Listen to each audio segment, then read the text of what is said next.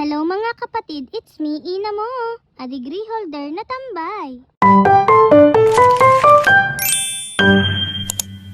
Ari nga ho mga kapatid, tayo nga pala ay may pectorial ngayon. O diga, simula pala ang ay bulol na agad. Ay ari nga ho pala ang ilan sa mga dahilan kung bakit ako hindi nakapag-upload ng videos. Dahil ako'y nag-iinarte din, abay kunwari nagpipictorial. Ay ari nga at nagwe-welding pala din si kuya.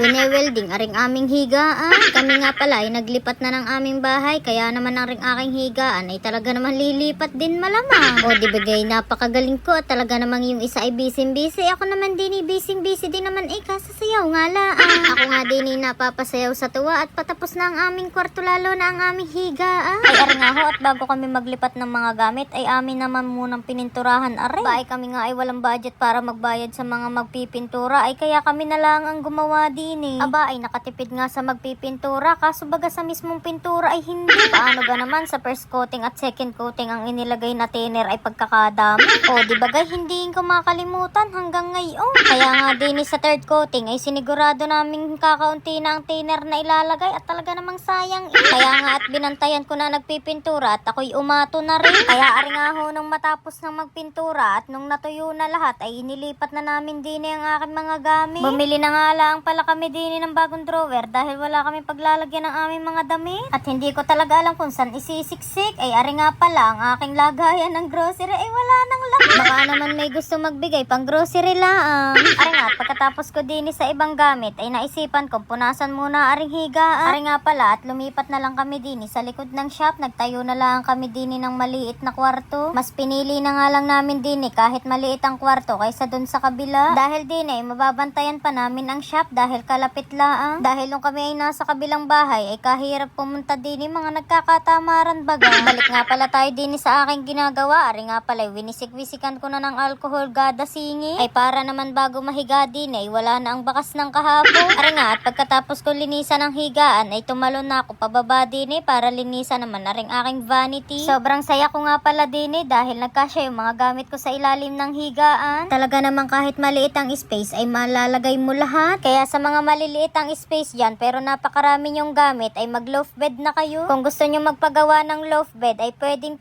i-chat nyo lang ako. Dahil ang gagawa ng loaf bed na yan ay napaka-pro na talaga. Kaya kahit yugyugin mo ay walang lalangit matibay na ay space saver pa. San ka pa ay PM na agad din Ari nga ho at kinabukasan ay naglinis naman kami din sa harap. Naglinis na nga kami din dahil marami nang i-welding si kuya ay puro tambak ko. Kaya pati aring mga plato ay aking ipagtatatabi na ay sa baon na lang muna tayo kumain dahil tayo yung mga tamad maghugas. Ay napakarami nga namin dining anik-anik kaya naman kami hindi magkaintindihan. Ari nga kahit hindi pa gaanong tapos ay naglaba muna ako din Aba ay hindi baga naman nauubos ang mga dagmang din hanggat hindi arin nalalabhan. Aba ay paano ga namang hindi dadami ang dagmang diyan. Aba ay 2 linggong hindi naglaba. Ari nga at hindi rin naman kami nahirapan gaano din sa paglalaba dahil meron namang washing machine at dryer. Kaya luglug laang din ng luglug. Ari nga at kitang-kita naman din sa video aring aming labahin ay napakaraming tambak Ari nga at hindi pa nga natatapos ang aming paglalaba. Aba ay umulan na kaaga. Aba ay napakagaling talaga at sa tuwing naman ako'y maglalaba ay laging umuulan. Ari nga at hindi nakakapagsisi na lumipat kami din dahil mala probinsya ang aming paligid. Ari nga at pagkatapos namin maglaba ay ako'y naboboring na. Sabi ko'y wala na akong magawa kahit marami pa naman. Kaya ang napagdiskitahan ay ang aking kuko. Pinutol ko na nga lang pala aring aking mga kuko para bago naman. At pagkaputol ko nga ay ako'y naninibago dahil nasa isip ko ay wala na akong panghihinunuli at ipangkuko lang. Yung mga video nga iyan ay mga clip-clip lamang dahil ko ipapakita ko sa inyo ang buong ginawa namin. Ay baka naman umabot tayo din ng 30 taon. Aba ay napaka-OA naman sa 30